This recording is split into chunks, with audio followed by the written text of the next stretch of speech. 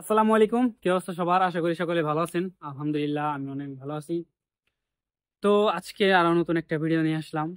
তো এতদিন তো শুধু বললাম যে আপনারা সিঙ্গাপুর আইসেন না, আইসেন না, এইভাবে আইসেন না, এইভাবে আইসেন না। তো আজকে বলবো আসলে আপনারা কেন সিঙ্গাপুর আসবেন বা সিঙ্গাপুর আপনাদের ফার্স্ট চয়েস কেন হইতে পারে। তো এই বিষয়ে কথা বলার জন্য মনে করেন যে আজকে ভিডিওটা। তো আসলে কি, আপনি যখন, তো তার আগে মানে মেইন টপিক শুরু করার আগে আরেকটা কথা বলি। আপনার যদি চ্যানেলটা সাবস্ক্রাইব করা না থাকে, অবশ্যই চ্যানেলটা সাবস্ক্রাইব করে বেল আইকনটি বাজিয়ে দিবেন, যাতে ভিডিওটি আপলোড দেওয়ার সাথে সাথে আপনার কাছে নোটিফিকেশন চলে যায়। আর কি বিষয়ে ভিডিও জানতে চান বা কোনো কিছু জানার থাকলে অবশ্যই কমেন্ট করবেন, আমি ইনশাল্লাহ চেষ্টা করব কমেন্টের উত্তর দেওয়ার। আমি নর্মালি সব কমেন্টের উত্তর দেওয়ার চেষ্টা করি, তারপরেও কিছু কিছু কমেন্ট মিস হয়ে যায়। তারপরেও আপনারা চেষ্টা করবেন যে যদি কোনো কিছু জানার থাকে অবশ্যই কমেন্ট করবেন, আমি চেষ্টা করব উত্তর দেওয়ার। আর বিষয়টি জানতে হলে সম্পূর্ণ ভিডিওটি দেখুন, ইনশাল্লাহ আপনাদের উপকার হবে। তো আপনারা কেন সিঙ্গাপুর আসবেন? তো আসলে সিঙ্গাপুর আসার কারণ খুব বেশি নাই।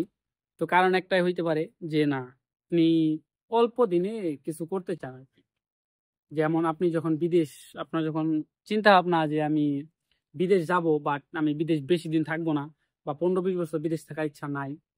তো এটা একটা কারণ হইতে পারে, কারণ সিঙ্গাপুরের যে হাই স্যালারি রেঞ্জ। তা আপনি যখন মনে করেন যে সৌদি আরব যাবেন বা আপনি মালয়েশিয়া যাবেন, মালয়েশিয়া মোটামুটি সিমিলার সিঙ্গাপুরের মতোই, তবে তারপরও আছে। আপনি যখন সৌদি আরব যাবেন, দুবাই যাবেন, কাতার যাবেন, তো আপনার স্যালারি হবে দেখবেন যে 20,000, 25,000, 30,000, 35,000। তো এই টাকা আপনি যখন জমাবেন, আপনি একটা মনে করেন যে আপনি যদি 10 লাখ টাকা ক্যাশ করতে চান, তো 20, 25, 30,000 টাকা স্যালারি পায় আপনার নিজের খায়, আপনার ফ্যামিলিকে চালায়, তো এই টাকা ক্যাশ করা অনেক টাফ হয়ে যাবে। মানে অনেক সময় লেগে যাবে, ক্যাশ করতে পারবেন বাট অনেক সময় লেগে যাবে। কিন্তু সিঙ্গাপুরে মানে জিনিসটা সেম। সিঙ্গাপুরের যে স্যালারি রেঞ্জ, আপনার যদি কপাল খুব খারাপ হয়, তাও আপনি ইনশাল্লাহ 60,000 টাকা প্লাস স্যালারি পাবেন। আর যদি মোটামুটি কপাল একটু ভালো হয়, মানে প্রথম মানে নতুন অবস্থায় সেটা বলতেছি, যদি কপাল মোটামুটি একটু ভালো হয়, দেখবেন যে মোটামুটি 90,000 টাকা প্লাস স্যালারি পাইতেছেন। আর আপনি যখন পুরাতন হয়ে যাবেন, কিছু সার্টিফিকেট করবেন, তখন নর্মালি আপনার স্যালারি 1 লাখ টাকা প্লাস হয়ে যাবে। তো তখন যদি আপনি 30,000 টাকা মাসে খেয়ে ফেলেন, বা আপনার ফ্যামিলি 20,000 টাকা খেয়ে ফেললো, আপনি যদি মাসে 50,000 টাকা সেভ করতে পারেন, আপনি কিন্তু মাসে 50,000 টাকা সৌদি আরব যে প্রথম অবস্থায় সেভ করতে পারবেন না, বা কিছুদিন পরে 50,000 টাকা সেভ করতে পারবেন না, এটা অনেক টাফ হয়ে যাবে। আর কিছু কিছু ভাই আছে পারে, কিন্তু আসলে সবার জন্য সেম না। বাট সিঙ্গাপুরে আপনি মনে করেন 80% লোক, আপনি 1 বছর 2 বছর পরে আপনি 1 লাখ টাকা প্লাস স্যালারি পাবেন, 80% লোক।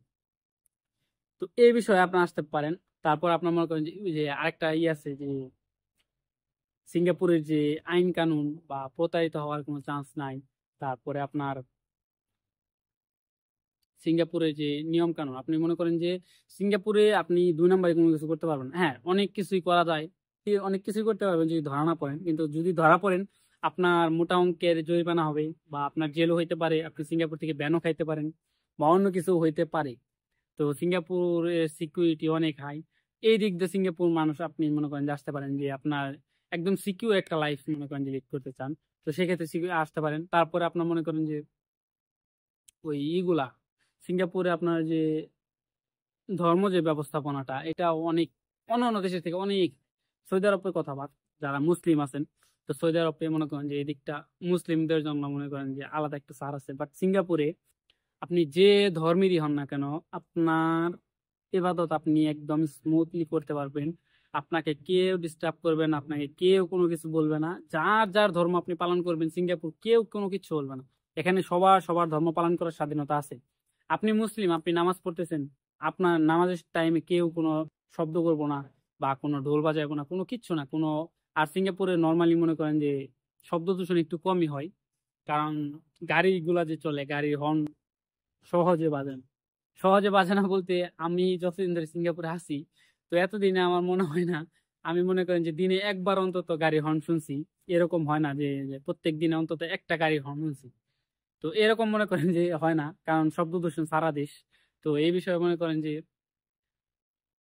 সিঙ্গাপুরের আইন নিয়ম শৃঙ্খলা অনেক হাই। তো এগুলো মনে করেন যে আপনারা আসতে পারেন। আর যে মেইন কারণ যেটা বললাম যে সিঙ্গাপুরের স্যালারি রেঞ্জ, তো এটা হলো মেইন কারণ। সিঙ্গাপুর যারা আসতে চায় এই স্যালারির কারণে আসতে চায়। আর সিঙ্গাপুরে মানুষ, সিঙ্গাপুর মানুষের আবেগের কারণ এই স্যালারি। কারণ অনেকে মনে করে সিঙ্গাপুর আসলে লাখ লাখ টাকা বেতন। তো আসলে লাখ লাখ টাকা বেতন না, ওই লাখ লাখ টাকা বেতনে যাওয়ার জন্য আপনার পরিশ্রম করতে হবে, আপনার সার্টিফিকেট করতে হবে, আপনার নিজেকে যোগ্য করে তুলতে হবে, তাহলে আপনি ওই লাখ লাখ টাকা বেতনে যাইতে পারবেন। তো আজকের ভিডিও এই পর্যন্তই। ভালো থাকবেন সবাই। আর ভিডিওটি ভালো লাগলে অবশ্যই লাইক কমেন্ট শেয়ার করবেন। আর কোনো কিছু জানা থাকলে অবশ্যই আমাকে কমেন্ট করবেন, অথবা যদি পার্সোনালি কোনো কিছু জানার থাকে, আমার ফেসবুক আইডির লিংক আমার চ্যানেলে অ্যাবাউট দেওয়া আছে, আপনারা এখান থেকে আমার সাথে কন্ট্যাক্ট করতে পারেন। আমি ইনশাল্লাহ চেষ্টা করবো আপনাদের সাথে যোগাযোগ করার জন্য, বা আপনাদের সমস্যার সমাধান, মোটামুটি সমস্যার সমাধান করার চেষ্টা করবো ইনশাল্লাহ। তো ভালো থাকবেন সবাই। আসসালামু আলাইকুম।